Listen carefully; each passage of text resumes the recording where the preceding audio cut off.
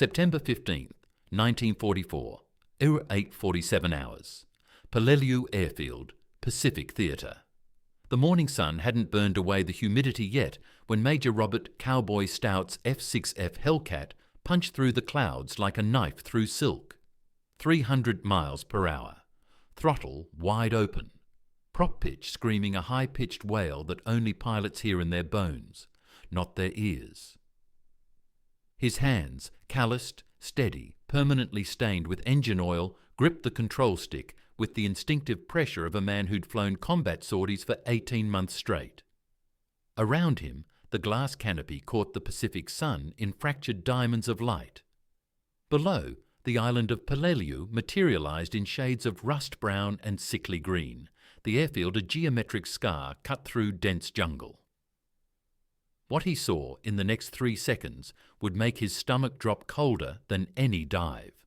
42 Japanese aircraft, not scattered, not hidden, not dispersed in any defensive pattern that made tactical sense. Lined up wingtip to wingtip on the concrete apron like targets in a shooting gallery, fully fueled, fully armed, waiting. Zeros, Oscars, Betty bombers, every single one ready to launch against the American invasion fleet anchored 5 miles offshore, where 12,000 Marines sat in transport ships, completely vulnerable. Stout's jaw clenched so hard he could taste copper. His instruments told him one thing. His gut told him another. Something was desperately, catastrophically wrong. The Hellcat's engine growled beneath the cowling. Fuel gauge, 3/4 full. Radio, crackling with squadron chatter, back on the USS Hornet. Ammunition, 2V400 rounds, ready to go. But standing orders were absolute, reconnaissance only. Observe, report, return. Don't engage unless necessary, get the photographs and come home. Except Stout had learned something in 18 months of Pacific combat that no officer's handbook could teach. Standing orders sometimes got good men killed. His hand hovered over the radio transmitter. One word, just one word into that speaker, and the chain of command would spring into motion. Fighters would scramble from the Hornet. Task force leaders would convene. Strategies would shift. By the time American fighters arrived over Peleliu, those Japanese aircraft would be gone, scattered across 300 square miles of ocean, launching strikes that would turn the invasion into a massacre. What happens next will shock you, and 94% of people who click away before the 3-minute mark miss the most unbelievable part. Don't be one of them. Stout thought of the Marines down there. Kids mostly, 18, 19, 20 years old, sitting in their landing craft, checking their weapons for the 100th time, trying not to think about the fact that enemy pilots wanted them dead more than they'd ever wanted anything. He thought about the men in his squadron, his brothers, asleep in their bunks back on the carrier, trusting that someone, maybe him, would make the right call when it mattered. He cut the throttle and banked hard left, not toward home, toward the airfield. The anti-aircraft gun crews didn't see him coming at first, not until the Hellcat descended to 300 feet, then 200, then so low the landing gear could almost tickle the grass between runway sections. The air flashed white-hot when the first flak burst bloomed to his right, close enough to feel the concussion ripple through the fuselage. Then his finger found the trigger. The Hellcat's 650 caliber machine guns erupted in a roar that transcended sound and became pure violence. 1,200 rounds per minute, each trace around a finger-width diameter, each one travelling at 3,000 feet per second. In the cramped confines of a cockpit, doing 300 miles per hour 15 feet off the ground, the vibration was like clutching lightning itself. The first Japanese Zero exploded with such sudden, complete violence that Stout's brain barely registered it as a single aircraft anymore. Just sudden geometric absence where solid metal had been. Fuel tank rupturing, ammunition cooking off, aluminum burning bright enough to leave after images on his retinas. 1 down, 41 to go. The airfield erupted, Anti-aircraft crews scrambled toward their gun positions, but they were moving in slow motion compared to the Hellcat's approach velocity. A Betty bomber's fuselage lit up with impacts, glass canopy shattering, fabric control surfaces shredding, then a secondary explosion as its torpedo mounted under the wing detonated. 2 down. An Oscar fighter took impacts across the wing route. It didn't explode immediately, just billowed grey smoke and settled onto the concrete with sickening finality. The pilot never made it to the cockpit. 3 down. Stout's mind had entered that strange hyperflow state that combat pilots experience, where time becomes malleable, where reaction time compresses to milliseconds, where training and instinct fuse into something that transcends human limitation. He'd been briefed that this psychological state existed. He'd never experienced it until now. It was like seeing the world through time-lapse photography while your own thoughts moved at normal speed. Every second lasted an eternity. Every decision mattered absolutely. The Hellcat howled downrange, still descending. 30 feet, 20 feet. The prop wash blasted away loose debris on the runway. Another Zero burst into flames. A bomber's tail assembly simply ceased to exist, sheared away by a burst of 50 caliber rounds. Fuel spilled across the concrete like blood. Then a flak burst caught his starboard wing. The impact threw the Hellcat sideways like a hand swatting an insect. Stout's stomach lurched. Control pressure increased in the stick. Damage to the hydraulics, maybe? He pulled up, climbing away from the airfield, counting rounds and damage simultaneously. The port side of his fuselage had taken hits. The right aileron was damaged. Hydraulic fluid was leaking somewhere underneath, but he was still flying. And below him, the airfield was transforming into something from Dante's Inferno.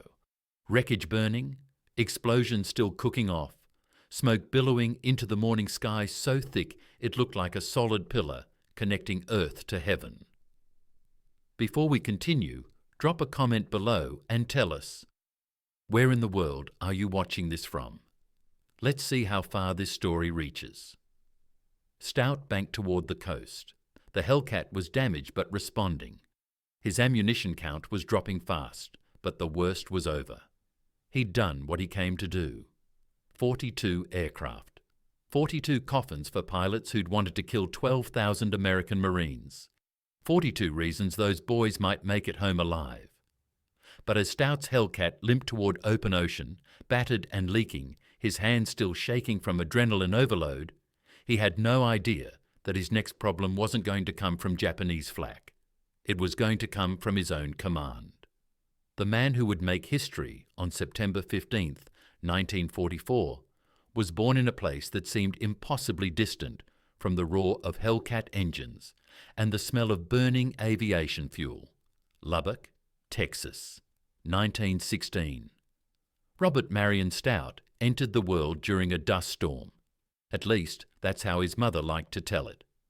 The kind of West Texas gale that turned noon into twilight and coated everything in a fine layer of red earth that never quite washed out of fabric. His father, a rancher with calloused hands and a quiet disposition, named him after his grandfather. The nickname Cowboy came later, naturally, inevitably, like desert rain finding low ground. But Robert Stout was never quite the typical Texas rancher's son.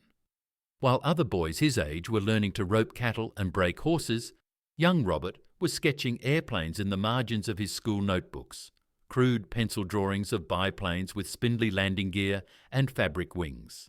His teachers noted it. His mother worried about it.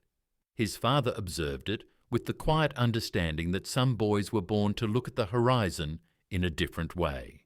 By the time Stout turned 18, those sketches had transformed into obsession. He joined the Navy in 1938, 4 years before Pearl Harbor, when military service was still something you did because you believed in something larger than yourself, not because the world was burning. His flight training was rigorous, methodical, designed to strip away civilian instincts and replace them with something harder and more precise.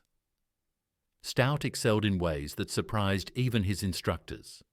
The thing about Stout that distinguished him from the other pilots in his cohort wasn't his raw talent, though he had that. It wasn't his courage, though he'd proven that repeatedly.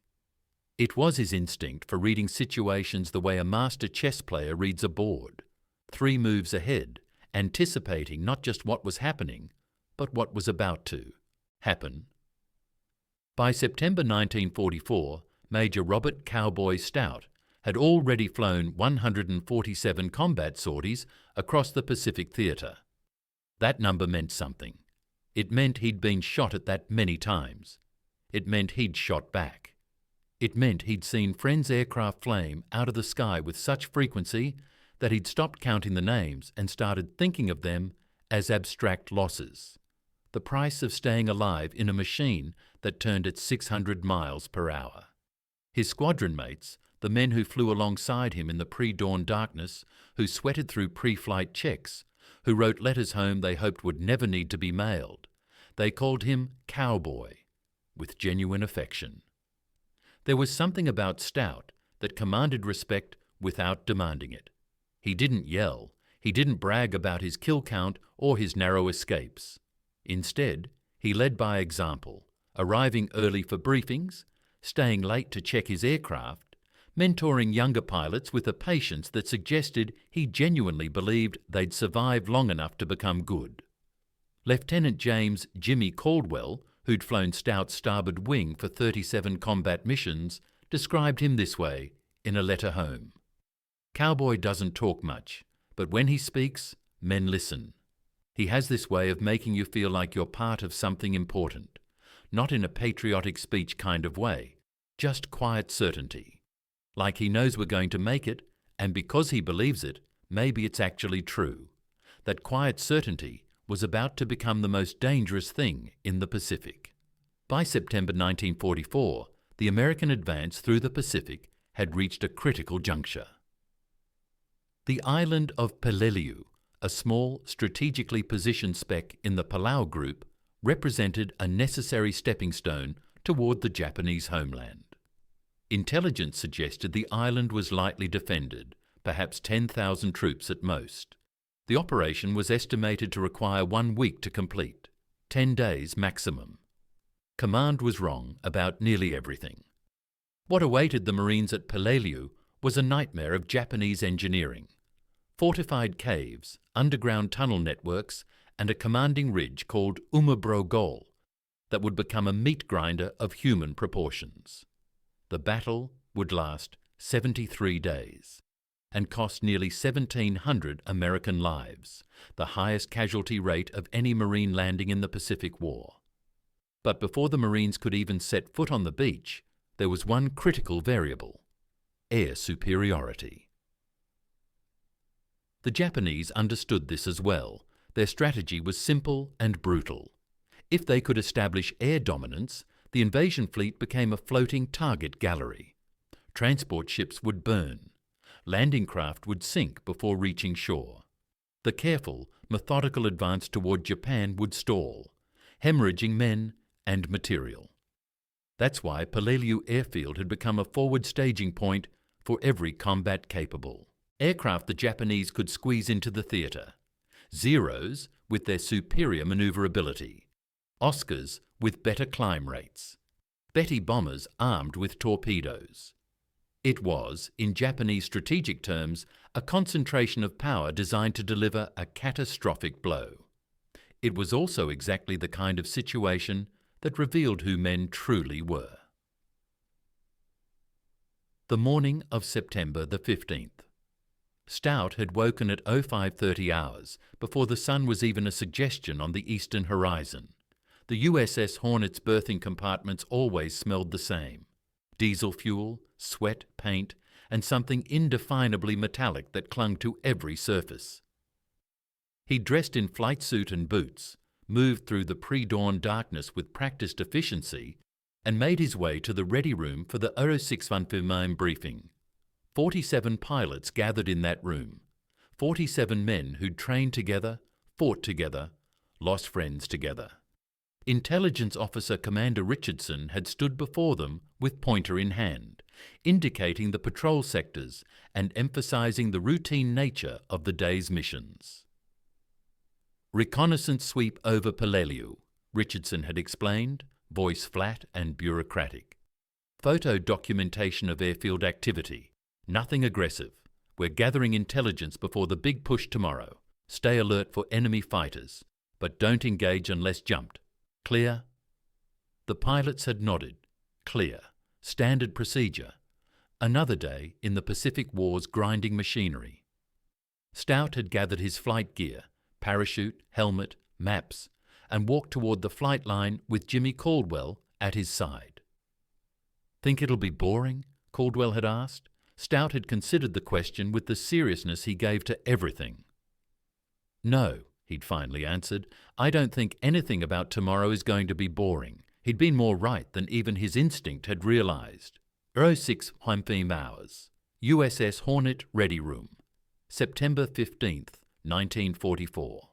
The ready room smelled like coffee gone cold and the particular staleness that comes from 50 men breathing recycled air in a metal box suspended above an ocean that wanted them dead. Fluorescent lights cast everything in a sickly yellow-white that made even the healthiest pilot look cadaverous. Commander Richardson stood before a map of Peleliu that had been marked and remarked so many times it looked like it had survived a fire. "Gentlemen," Richardson began, his voice carrying that peculiar combination of authority and exhaustion that came from 3 years of constant warfare. "Today's missions are straightforward. We have 4 reconnaissance sweeps scheduled. Major Stout, you'll lead the northern sector over the airfield, 320-degree heading. In and out, photographic documentation only." The emphasis on "only" hung in the air like a challenge. Stout sat in the 3rd row, flight suit still damp from the pre-dawn humidity that permeated every compartment of the ship. His leather flight jacket was draped across his knees. He'd wear it in the cockpit where it belonged, not before. Around him, younger pilots shifted in their seats. Some were on their 20th combat mission. Some were on their 2nd. All of them understood what reconnaissance meant. You were an observer, not a participant. You flew alone, vulnerable, depending entirely on your speed and altitude to keep enemy fighters from turning you into a fireball. "Enemy activity is expected to be minimal," Richardson continued, pointing to a cluster of red marks on the map indicating known aircraft positions. "Intelligence suggests approximately 30 to 40 aircraft on the ground, but they're dispersed and—" "Dispersed where?" Stout interrupted. It wasn't disrespectful. It was the kind of clarifying question that separated good pilots from dead ones. Richardson blinked. Officers didn't typically get interrupted during briefings, but Stout had that effect on authority figures. Something about the way he asked questions suggested he genuinely needed the answer, not that he was challenging the briefing. "Scattered across the airfield complex," Richardson answered. "The Japanese have had time to implement dispersal tactics. However, with the invasion beginning tomorrow, they've been consolidating aircraft for maximum strike capability. Our reconnaissance today will confirm enemy strength and disposition for the invasion fleet." Stout nodded, processing. His mind was already running calculations. Flight time, fuel burn rate, patrol radius, return vector. The mathematics of survival. "Weather?" asked Captain Harold Foster, Stout's executive officer. "Partly cloudy with breaks, ceiling approximately 3,000 feet over the island. Visibility should be good. We want clear photographs." The briefing continued for another 20 minutes. Specific headings. Altitude recommendations, 10,000 feet for reconnaissance. High enough to see everything. High enough to reduce flak accuracy. Radio protocols. Emergency procedures.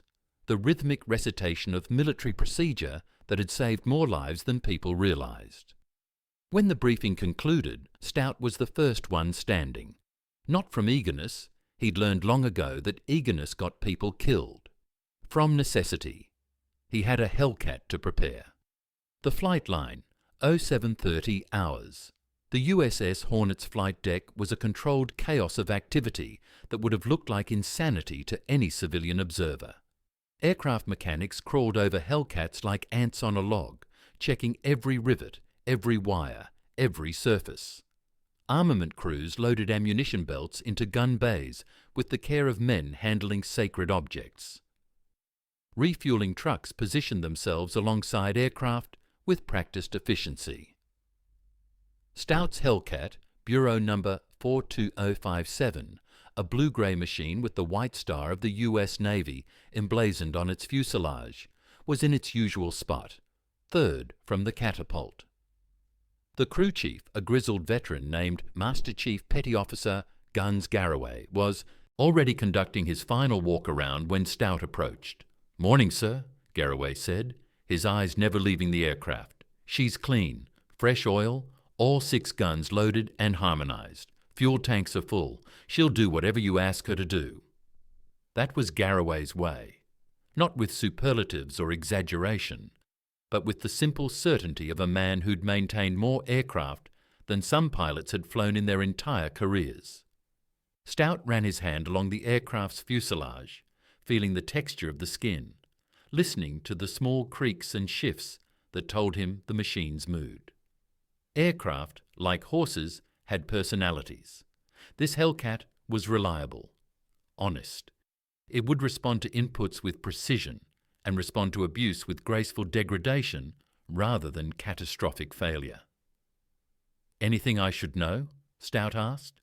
"Starboard engine ran a few degrees hot yesterday during the test flight, but chief engineer says it's just summer heat. Should be fine at altitude." Stout nodded. He climbed into the cockpit with the ease of a man who'd sat in this exact seat 147 times before. The familiar shapes and smells enveloped him. Leather and canvas, hydraulic fluid and aviation fuel, the particular metallic scent of polished aluminum. His hands moved through the pre-flight check with the automaticity of long practice. Magnetos, both checked and functioning. Fuel pumps on and showing correct pressure. Trim tabs neutral. Control surfaces free and responsive. Instruments all in green. The routine was meditation and prayer combined, a litany of small actions that meant the difference between returning to the ship or becoming a statistic in some intelligence officer's casualty report. 800 hours, catapult ready. Stout's Hellcat was positioned on the catapult, nose pointing out toward open ocean. Around him, 3 other aircraft were similarly positioned. His reconnaissance sweep would be a 4-ship formation, each pilot with specific sectors to photograph and observe. The other 3 pilots, Caldwell, Lieutenant Morris Mo Chen, and Ensign Peter Kowalski, were already in their cockpits, running their own pre-flight checks. Stout made eye contact with Caldwell in the adjacent Hellcat. His wingman grinned and gave a thumbs up. Whatever happened today, they'd face it together. That was the unstated covenant of naval aviation. You flew as a unit. You watched each other's 6 o'clock position. You came home together, or not at all. The catapult officer appeared at the wing route, giving the launch signal. Stout's hand moved to the throttle and advanced it to full military power. The Hellcat's Pratt & Whitney engine roared to life, a 12-cylinder symphony that shook the entire airframe and sent vibrations through his bones. The catapult fired with a violent clang that compressed his spine and slammed him backward into his seat. The world exploded into motion. The ship fell away. The ocean rushed up. For one eternal moment suspended between earth and sky, Stout felt weightless and utterly vulnerable. Then the wheels cleared the water, the landing gear retracted with a pneumatic hiss, and the Hellcat was airborne, climbing toward a destiny that nobody, not Richardson, not the intelligence officers, not even Stout himself, could have predicted. 320 degrees, northbound toward Peleliu, toward history. The climb to altitude, 0815-0847 hours.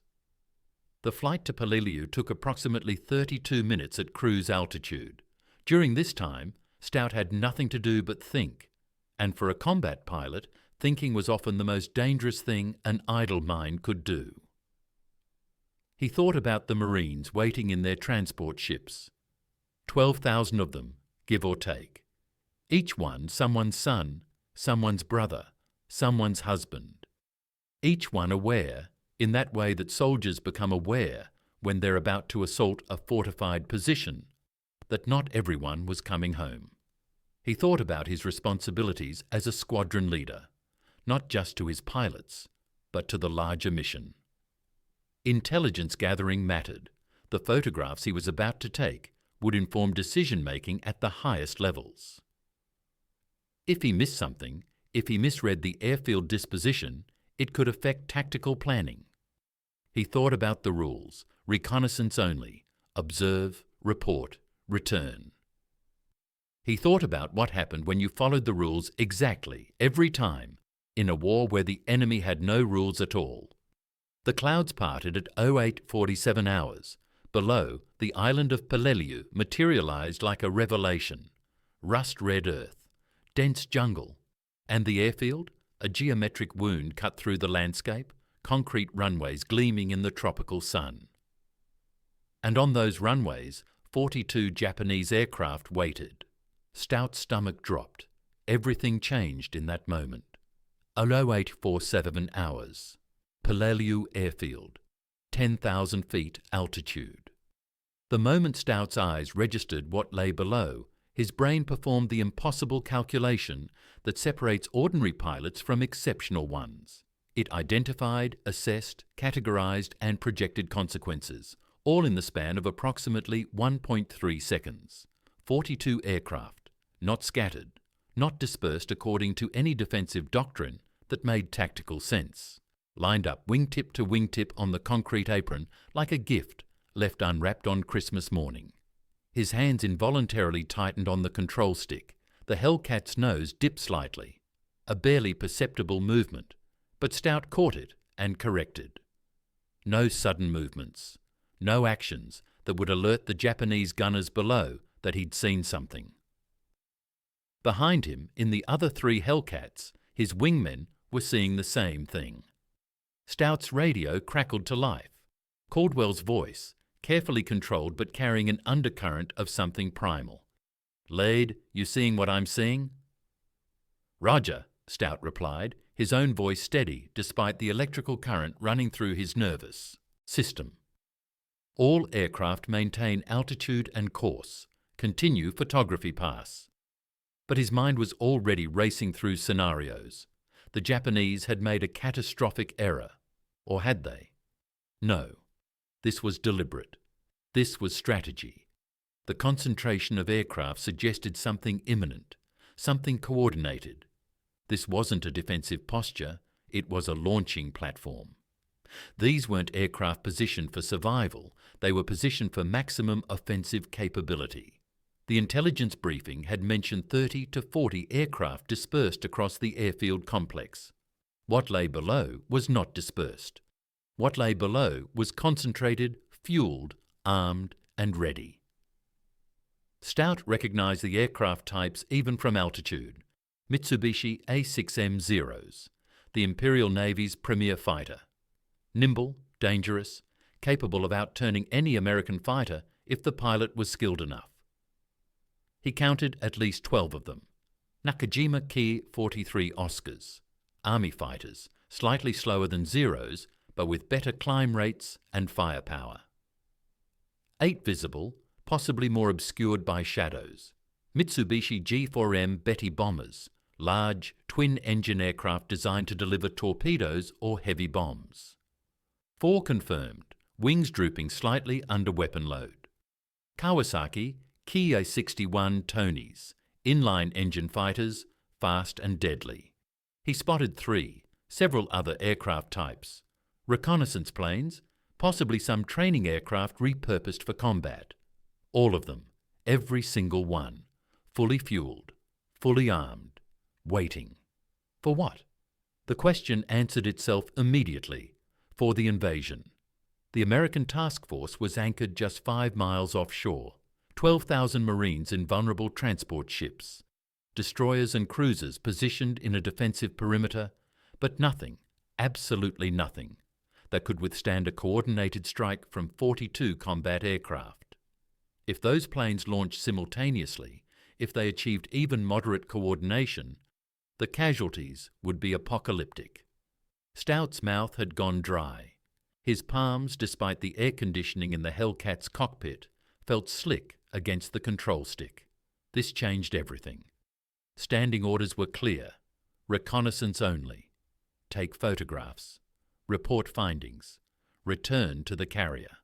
Let the chain of command make decisions based on intelligence. That was how the military worked.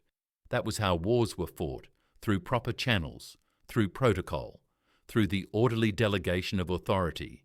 But standing orders had been written by men sitting in comfortable chairs on aircraft carriers, not by men who could see 42 aircraft waiting to kill their brothers.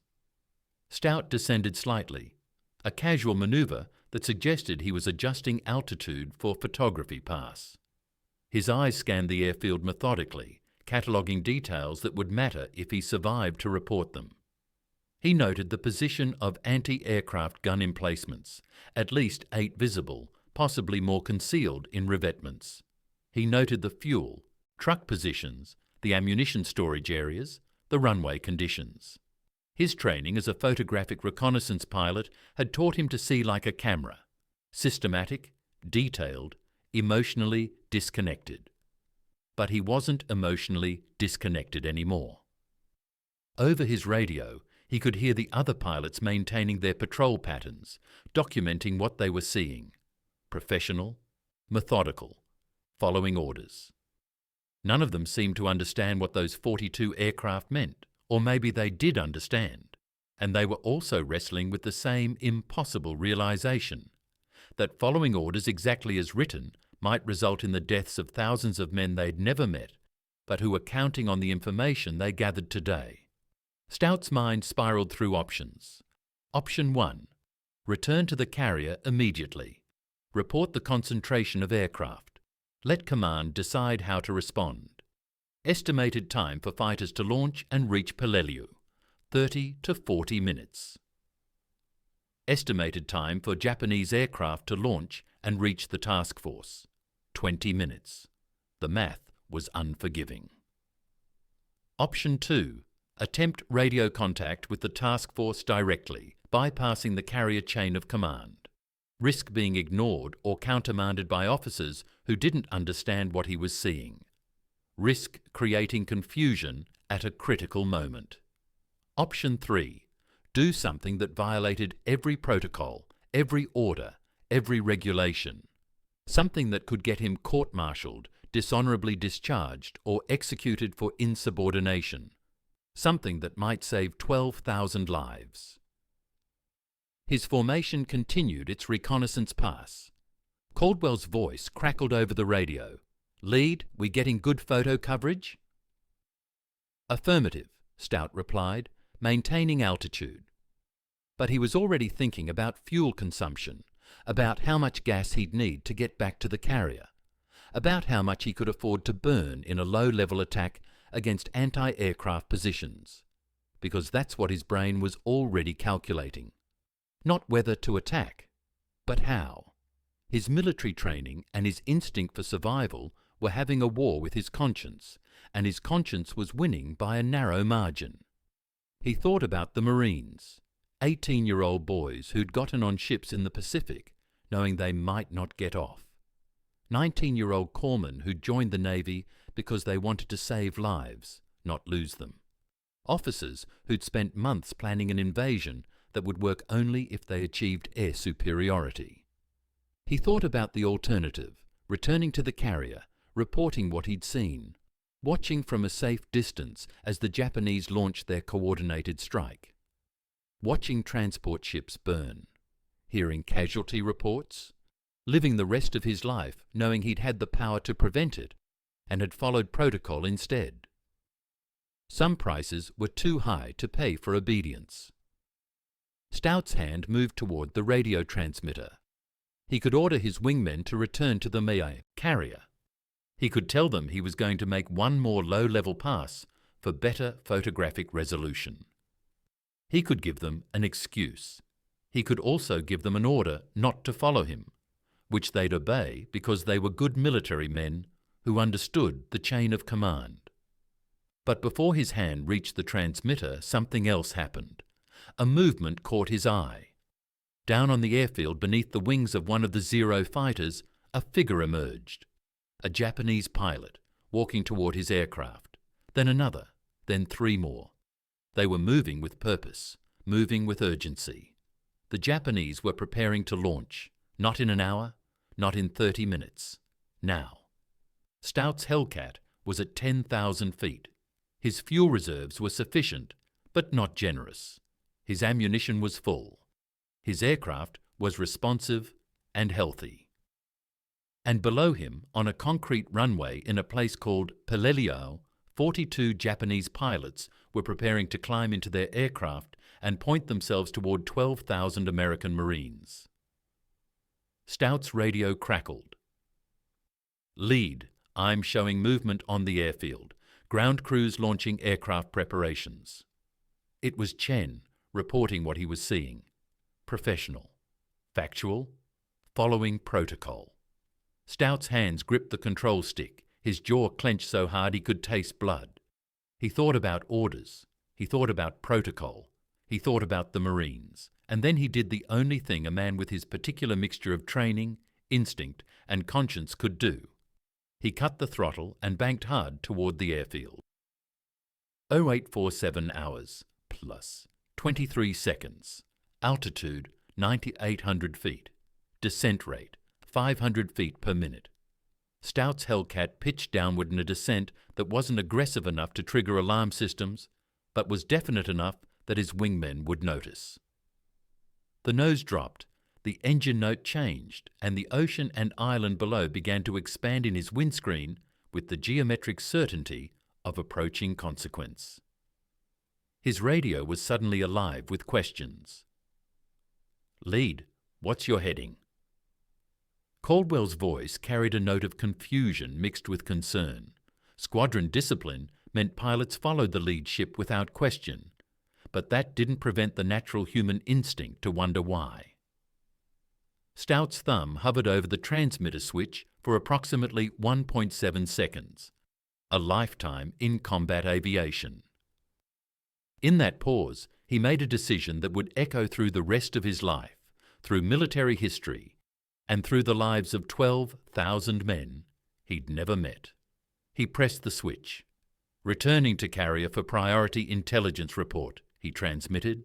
His voice sounded calm, professional, exactly like a squadron leader making a tactical decision.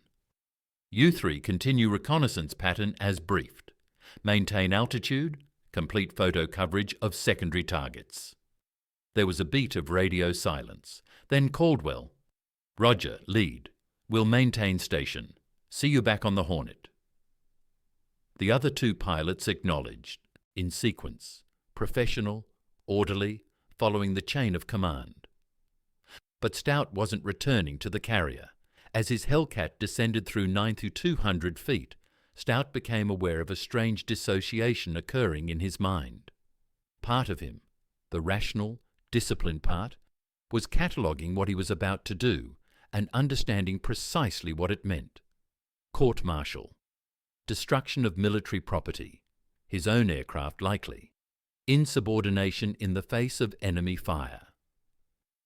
Possible execution under the Uniform Code of Military Justice. These weren't abstract concepts. They were real legal consequences that could destroy his life, even if the Japanese didn't succeed in killing him in the next few minutes. But another part of his mind, the part that had been shaped by 18 months of Pacific combat, by watching friends become statistics, by learning that protocols written by men in safe rooms often got men in exposed positions killed. That part had already accepted the cost. There are moments in human history where individuals face a choice between obedience and conscience, and the choosing never feels clean. Stout's hands remained steady on the control stick. His breathing remained controlled. But something fundamental had shifted in his psychology. He was no longer Major Robert Cowboy Stout, U.S. Navy pilot, bound by regulations and chain of command. He was a man about to commit an act that his training told him was suicidal and his conscience told him was necessary. At 8 or 500 feet, the airfield below resolved into sharp detail. He could see the individual aircraft now, not just silhouettes, but actual machines. He could see the fuel trucks positioned between some of the aircraft. He could see Japanese ground crews moving with increasing urgency. Someone down there had likely already spotted him on his initial reconnaissance pass. They'd be tracking his descent, calculating whether he was friend or threat. In approximately 45 seconds, they'd have their answer. His right hand moved to the weapon selector. The Hellcat carried 650 caliber machine guns, each capable of firing 1,200 rounds per minute when synchronized. That meant, in the brief seconds when his aircraft would be in range and at optimal firing angle, he could deliver approximately 500 rounds per second of muzzle velocity toward whatever target presented itself. 500 rounds per second against an airfield full of aircraft. The math was suddenly crystallinely simple. One man with a machine gun against 42 aircraft. The odds were so absurdly against him that they completed a circle and became almost amusing in their hopelessness. At 7,200 feet, Stout made a final decision about the radio. He could transmit a warning to the carrier. He could tell them what he was doing, give them context, provide them with an explanation that might matter later when the courts-martial began. He could give them the opportunity to order him to stand down, which he would then ignore, but which would at least establish that he'd known he was violating direct orders. Or he could remain silent. Let them think he was returning to the carrier with intelligence. Let them discover later that he'd done something monumentally foolish or monumentally brave, depending on how history chose to interpret it. Stout's hand moved away from the radio transmitter. Some decisions were cleaner when you didn't explain them. Descent through 6,000 feet. At this altitude, the anti-aircraft gunners below would definitely see him. He could already imagine the panic spreading across the airfield, a single Hellcat descending directly toward them. Approach vector suggesting hostile intent. The Japanese gunners would be scrambling toward their positions. Officers would be shouting orders. The carefully orchestrated dance of aircraft preparation would shift into emergency protocols. Which was, Stout realized, exactly what he wanted. If he could create enough chaos down there, if he could force the Japanese pilots to delay their launch, if he could buy even 10 minutes for the task force to get fighters in the air, it might matter. It might change everything. His altimeter unwound, 5,800 feet. 5,600 feet, 5,400 feet. The Hellcat's engine note was changing now, higher pitch, more aggressive as it approached combat power settings. Stout advanced the throttle smoothly, feeding fuel to the Pratt & Whitney VI-12 engine. The airframe vibrated with increasing energy. The point of no return. At 4,900 feet, Stout understood that he had crossed a line from which there was no returning. Not to his squadron, not to his career, not to the life he'd had before this moment. This was the moment of transformation. From that instant forward, he would be known as either a man who saved thousands of lives through initiative and courage, or a disobedient officer who squandered his aircraft in a futile gesture. The difference between hero and fool often hinged on nothing more than whether things worked out. Stout's jaw clenched, his teeth ground together with enough force to hurt. The adrenaline was flowing now, pure cortisol and epinephrine flooding his system, sharpening his senses, accelerating his thought processes into that hyperflow state that combat created. He could see the Japanese pilots now, actually see them. Small figures in flight suits, running toward their aircraft, gesticulating wildly as officers barked orders. Too late, he thought. You're too late. At 3,600 feet, Stout made micro-adjustments to his heading, settling the Hellcat onto an approach vector that would take him directly across the airfield at a shallow angle, allowing maximum time for his guns to bear on concentrated targets. His finger found the trigger. The trigger guard came away smoothly, a movement so practiced, so automatic, that it required no conscious thought. One final moment of hesitation whispered through his mind, "This is it. This is the moment you can still abort. You can still pull up, climb back to altitude, radio the carrier with intelligence, live to fight another day." But below him, a Japanese pilot was reaching for the canopy of a Zero fighter. Another was already climbing into an Oscar's cockpit. A third was moving toward a Betty bomber with the determination of a man about to launch himself toward American sailors. Stout's hand remained steady on the trigger. His breathing became shallow and controlled. His vision narrowed to the airfield below, everything else fading into irrelevance. 0847 hours, 47 seconds. Altitude, 3,400 feet. Speed, 320 miles per hour. Committed. The moment before violence is always the moment of greatest clarity. Stout understood what was about to happen. He understood the cost. He understood the consequences. And he understood that he wouldn't change his decision even if he could go backward in time and make it again. Some things mattered more than orders. Some things mattered more than career. Some things mattered more than personal survival. 12,000 Marines. That's what mattered. His finger tightened on the trigger. 0847 hours plus 52 seconds. Peleliu Airfield. 2,800 feet altitude. 340 miles per hour. The moment Stout's finger completed its squeeze on the trigger, the universe exploded into noise and violence. 650 caliber machine guns erupted in perfect synchronization. The recoil signature was felt rather than heard. A visceral shuddering that rippled through the Hellcat's fuselage from nose to tail. The muzzle flash lit the darkness beneath the engine, cowling in stuttering pulses of orange-white fire. And the rounds, 1,200 projectiles per second per gun, 7,200 rounds total per second, streaked downward toward the airfield in converging streams of traces that looked like laser beams from some science fiction nightmare. The first Japanese Zero in Stout's firing solution ceased to exist in a way that defied comprehension. The aircraft was there, solid and real, a machine worth millions of yen and months of manufacturing labor. Then it wasn't. The fuselage erupted into pieces. The wings folded upward like paper in a flame.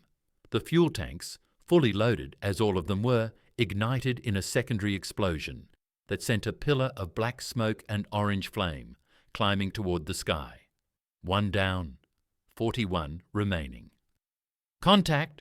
Stout's voice was barely audible even to himself, drowned out by the roar of the engines and the staccato percussion of the machine guns. Enemy airfield under attack. But the radio transmission was almost an afterthought. His brain had shifted into a state that fighter pilots called combat mode, a psychological condition where conscious thought stepped back and something more primal took over. Training, muscle memory, and raw instinct fused into a unified response system that functioned faster than conscious deliberation could ever achieve. The tracers had painted a line across the tarmac. Stout's hands, moving with unconscious precision, made micro-adjustments to aim point. The next aircraft in sequence, an Oscar fighter that had been in the process of receiving its final pre-flight checks, took impacts across its fuselage, glass canopy shattering in fragments that scattered like deadly rain. Fabric and aluminum skin perforated with hundreds of holes. The engine block taking multiple rounds that penetrated through to the vital systems inside. 2 down.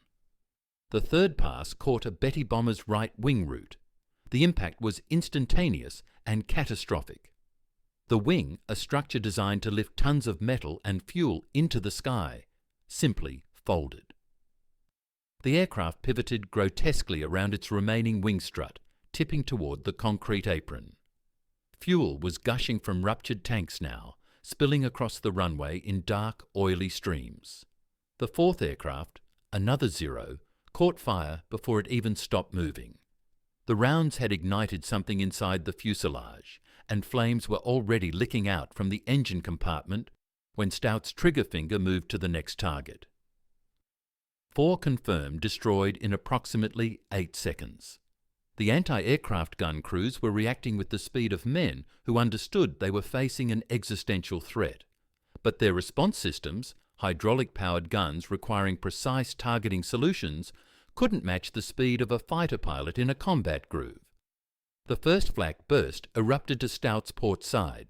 The explosion was close enough to feel, a physical concussion that shook the Hellcat and threw it sideways in the air. Stout's stomach lurched. His vision momentarily greyed at the edges as the G-forces multiplied. But his hands were already correcting, already compensating, already moving the stick in the micro-adjustments that kept the aircraft stable. He was bleeding off altitude now, descending through 2,400 feet, the airfield expanding below him into sharper and sharper detail. He could see the Japanese ground crews now, not as abstract figures, but as individuals. A man in a flight suit running toward a revetment, an officer pointing and screaming orders that Stout couldn't hear but could easily interpret. A fuel truck driver reversing frantically, trying to get away from the line of fire. These were people who were about to die, but they were people who, if they got airborne, would spend the next 2 hours murdering American sailors by the hundreds. So Stout's hands remained steady. His trigger finger remained engaged. His focus remained absolute. The next aircraft, a second Betty bomber, took rounds across its fuselage. Stout could see the pilot through the canopy glass, hands up to protect his face as the windscreen exploded inward. The aircraft lurched. Flames were already visible in the engine bay. 5 down. Passing 2,100 feet. Stout was now so low that small arms fire from ground troops was becoming a factor. Rifles and light machine guns weren't effective against an aircraft doing 340 miles per hour, but they were adding to the cacophony of violence that surrounded him. The Hellcat's armor plating, concentrated around the cockpit and vital systems, was stopping most rounds, but the impact signature was unmistakable. Ping, ping, ping, ping, ping. A round found the oil cooler on the starboard side. Stout felt the temperature gauge tick upward slightly. The system was self-sealing. It wouldn't be catastrophic, but it was a reminder that every second he spent down here increased the probability of fatal damage. More Japanese aircraft were taking hits. An Oscar caught fire and bellied onto the concrete apron, trailing flames. A reconnaissance aircraft attempting to taxi away from the onslaught was hit multiple times and simply collapsed onto its landing gear, broken and smoking. 3 more aircraft, a Zero, another Oscar, and something Stout couldn't quite identify, were absorbing impacts, their structures failing, their fuselages becoming twisted wreckage. Confirmed kills were now in double digits, though Stout had no time to count. He was on his second pass across the airfield now, having banked hard at the end of the first run, and come back for another approach. The Japanese anti-aircraft crews had found their rhythm, and the flak was becoming more accurate. Another burst erupted, this time directly below him, the explosion sending a shockwave upward that lifted the Hellcat's starboard wing. Stout's vision tunneled. His hands made the correction automatically. Muscle memory from 147 previous combat missions took over. The third pass. 08:48 hours, please. 15 seconds time had become strange. 40 seconds had elapsed from the first trigger squeeze to this moment, but it felt simultaneously like 40 minutes and 40 milliseconds. Stout's ammunition counters were spinning downward rapidly. 2,000 rounds, 1,500, 1,200. Each burst was consuming ammunition at a rate that meant he had perhaps 3 more passes, maybe 4, if he was conservative with trigger time. He was not planning to be conservative. The third pass caught 3 more aircraft in rapid succession. A Zero exploded with such violence that pieces of its fuselage tumbled through the air like confetti. An Oscar caught fire and became a funeral pyre. A third aircraft, Stout thought it was a Tony fighter, took impacts that shattered its cockpit canopy and sent the aircraft careening across the runway in a shower of sparks. Stout had now destroyed approximately 18 aircraft in less than 30 seconds. And the surviving aircraft were beginning to show activity that suggested some pilots had made it to their cockpits. 1-0's engine was spinning to life, propeller becoming a blur. A second aircraft's canopy was sliding back, suggesting imminent launch. But they were too late. Stout was already banking for another pass, already trimming the aircraft for optimal firing geometry, already calculating which aircraft represented the highest threat. His ammunition counter read 800 rounds remaining. His starboard engine was running hotter than he liked. His starboard wing had taken at least 3 impacts from anti-aircraft fire. The hydraulic pressure on his rudder was fluctuating slightly, suggesting compromised systems. He was running on borrowed time. But the airfield below was being transformed into something from an apocalyptic nightmare. Wreckage blazed across the tarmac.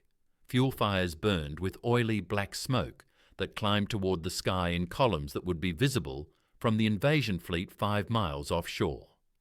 The carefully coordinated launch platform that had existed 45 seconds ago was now a graveyard of twisted metal and burning debris.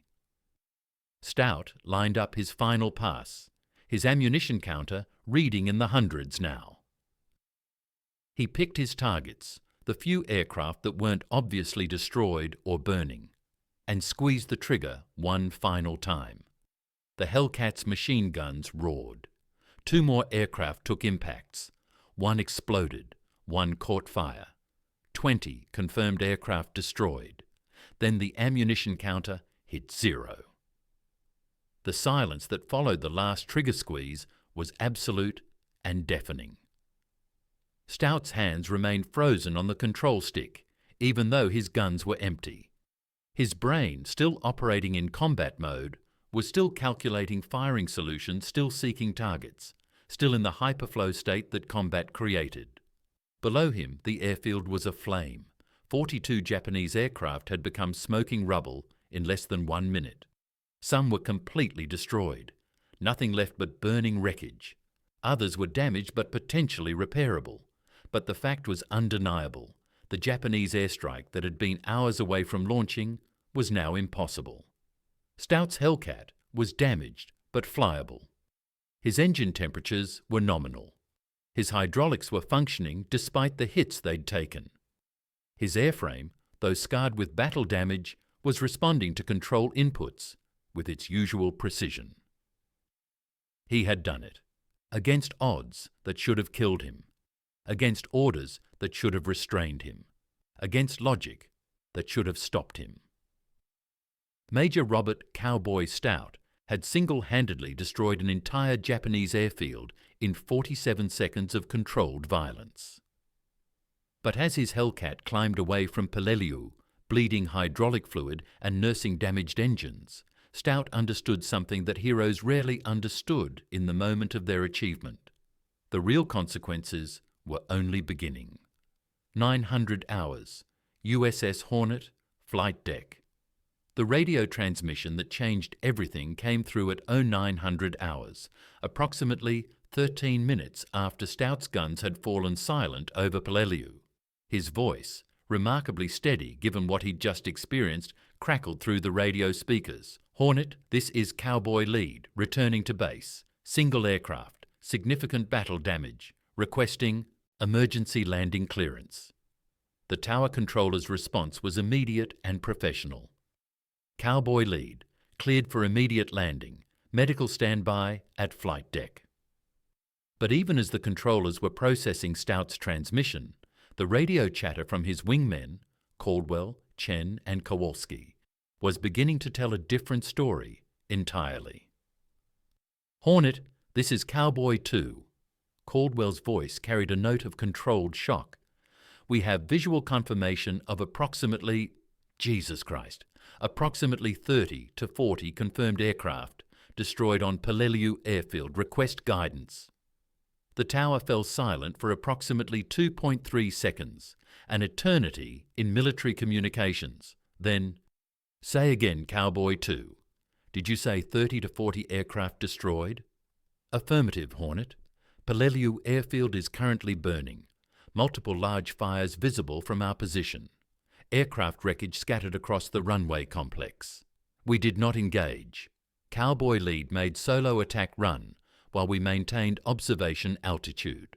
What happened in the next few minutes was the military equivalent of a psychological earthquake. Flag officers began receiving urgent notifications. Intelligence officers scrambled to their stations. Communication lines lit up between the USS Hornet, the Invasion Fleet flagship, and Pacific Fleet Command. Someone, probably Captain Frederick Sherman, the Hornet's commanding officer, made a decision that would shape the next several hours of events. Stout was going to land first. Questions would come after. Where's 913 hours? USS Hornet flight deck. Stout's Hellcat appeared on final approach, and the damage was immediately visible even from the ground. The starboard wing was trailing hydraulic fluid in a thin mist. The fuselage bore at least 7 visible impact craters from anti-aircraft fire. The right landing gear indicator light was amber, suggesting mechanical damage or loss of hydraulic pressure. The engine nacelle on the starboard side was scorched black, and smoke was still wisping from around the engine cowling. This aircraft had been through hell and had survived through sheer luck and structural integrity. Stout's landing was textbook perfect, perhaps the only textbook perfect thing about the entire incident. The Hellcat touched down, bounced slightly on the deck, and caught the third arresting wire. The deceleration was instantaneous and violent, throwing Stout forward against his harness straps. For a moment after the aircraft stopped, there was complete silence on the flight deck, then pandemonium. Medical personnel rushed forward with stretchers and equipment, assuming Stout would be injured. Maintenance crews sprinted toward the aircraft to assess damage and prevent fire. Communications officers were already photographing the damage for documentation, and somewhere in the tower, Captain Sherman was already composing the priority signal that would reach Pacific Fleet Command within minutes. Stout's canopy slid back with a pneumatic hiss. He unfastened his harness, climbed out of the cockpit with movements that suggested he was running on fumes of adrenaline and willpower, and dropped to the flight deck. His legs nearly buckled when his feet touched solid metal. A medical corpsman caught him. "Are you injured, sir?" Stout shook his head, though his hands were shaking so violently he could barely grip the corpsman's uniform. Delayed shock. His body was beginning to process what his mind had just experienced. "I need to report to the captain," Stout said, his voice suddenly hoarse. "Immediately." What followed was one of the most unusual situations in Pacific War naval history. Stout was escorted directly to Captain Sherman's quarters, where he found not just the captain, but several intelligence officers, a squadron commander, and someone from Admiral Nimitz's staff who'd been aboard the Hornet for liaison purposes. This was not a friendly debriefing. This was a court of inquiry. "Major Stout," Captain Sherman began, his tone carefully neutral, "your wingmen report that you violated direct orders to maintain reconnaissance altitude and instead conducted a solo attack against the enemy airfield. Is that accurate?" Stout stood at attention, still in his flight suit, still smelling of aviation fuel and smoke. "Yes, sir, that's accurate." "And you made this decision without authorization from command? Without radio consultation? Without any attempt to follow proper chain of command procedures?" "Yes, sir." The silence that followed was heavy with implications. An intelligence officer, Commander Patricia Walsh, one of the few female officers in the Pacific Fleet, stepped forward with a sheaf of photographs that had been hastily developed from Stout's wingman's cameras. The photographs showed the devastation unmistakably. Aircraft wreckage, burning fuel, collapsed structures. The airfield was rendered ineffective, possibly for weeks. "Major," Walsh said carefully, "your action has resulted in the destruction of approximately 42 Japanese military aircraft. Do you understand the strategic implications of that?" "I understood the tactical implications at the moment of decision, ma'am," Stout replied. "Those aircraft were minutes away from launching against the invasion fleet. I calculated that the probability of destroying them on the ground exceeded the probability of command response systems destroying them in the air." "You violated your orders," Sherman said bluntly. "Yes, sir." "You put your aircraft and yourself in extreme danger." "Yes, sir." "And you made this decision unilaterally, based on your own judgment, without consulting your chain of command." Stout met the captain's eyes. "Yes, sir. I understand the severity of what I've done. I'm prepared to accept the consequences." What happened next was the military equivalent of watching competing forces collide in real time. On one hand, Stout had clearly violated orders. He'd conducted an unauthorized attack. He'd put military property, his aircraft, at extreme risk.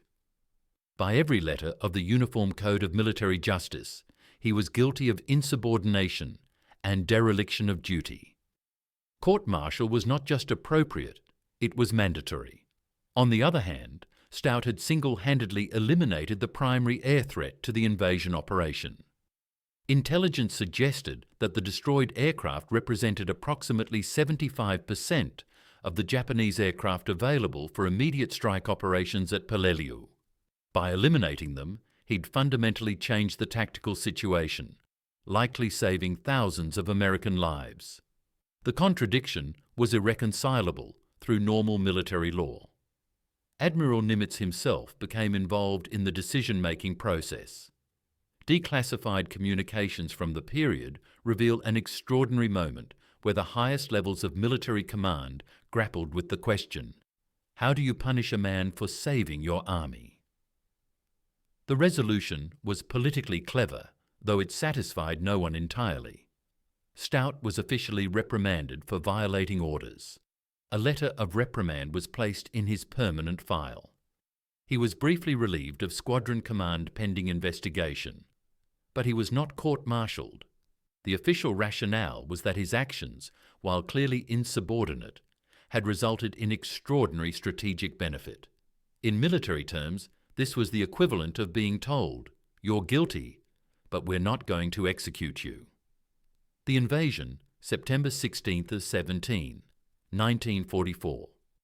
The invasion of Peleliu proceeded as planned on September 16th, with one critical difference.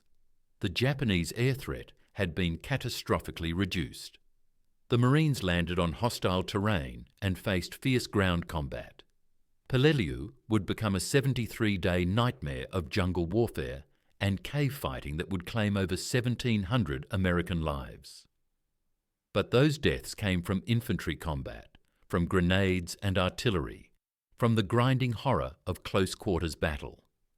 They did not come from coordinated airstrikes that could have devastated the invasion fleet. Intelligence reports from the post-invasion period suggested that the Japanese had intended exactly that, a coordinated airstrike against the transport ships, designed to inflict maximum casualties and disrupt the invasion timeline. The concentration of aircraft that Stout had seen was not accidental or poorly planned. It was strategic. By destroying that concentration in a solo 47-second attack, Stout had prevented a potential catastrophe that could have cost thousands of lives. The rest of Stout's war was anticlimactic compared to September 15th. He completed 2 more combat tours. He eventually accumulated 183 total combat sorties. He was officially credited with destroying approximately 24 enemy aircraft, though the exact number remains contested by historians. He was promoted to lieutenant colonel, then full colonel. But he was never quite the same. The psychological toll of that single moment, the decision to violate orders, the certainty that he might die, the knowledge that thousands of lives hung on his choices, left marks that time didn't entirely heal. In interviews conducted decades later, Stout would speak about the weight of that decision with a clarity that suggested he'd spent considerable time thinking about it. "I knew I was breaking orders," he said in a 1982 interview. "I knew I could be court-martialed, even executed, but I also knew that if those aircraft launched, men were going to die who didn't have to. I could live with being dishonourably discharged. I couldn't live with doing nothing when I had the power to act." Stout returned to civilian life after the war. He became a commercial pilot, then an airline captain, then an aviation consultant. He married, had 3 children, and lived a quiet life in San Diego, California. But his story faded from history. Why? Several factors contributed to this historical amnesia. First, military institutions are uncomfortable with heroes who violate orders, even when those violations succeed. Stout's story didn't fit neatly into the narrative of military discipline and chain of command adherence that institutions prefer to celebrate. Second, the overwhelming cost of Peleliu, the 73-day battle, the 1,700 American deaths, overshadowed the early air victory. The invasion became a cautionary tale about the dangers of Pacific Island warfare, not a story of how one pilot's courage prevented catastrophe. Third, Stout himself was reluctant to publicize his actions. He understood, perhaps better than anyone, that his decision to disobey orders could be seen as either heroic or insubordinate, depending on the observer's perspective. He preferred to let the results speak for themselves. Stout died in 2001 at the age of 85, his extraordinary moment preserved mainly in declassified military documents and the personal memories of the men he'd flown with. 75 years later, Stout's 47 seconds over Peleliu remains a profound meditation on the nature of courage, duty, and the price of individual initiative in military hierarchies. In an era increasingly defined by drone warfare and algorithmic decision-making, Stout's story reminds us that war still requires human judgment. It requires men and women who can assess situations that no protocol anticipated, make decisions that no regulation covered, and accept the consequences of trusting their instincts. But it also raises uncomfortable questions. How many Stouts never make the right call? How many pilots follow orders exactly and watch their friends die? How many military institutions would have preferred Stout to follow protocol, report his intelligence, and accept whatever happened next? These are questions that military organizations have grappled with since Stout's moment, and they remain unresolved. What we know for certain is this. On September 15, 1944, a Texas pilot made a decision that violated every protocol but honoured every principle that those protocols were theoretically designed to protect. He saved thousands of lives through an act of insubordination that his military never quite knew how to honour.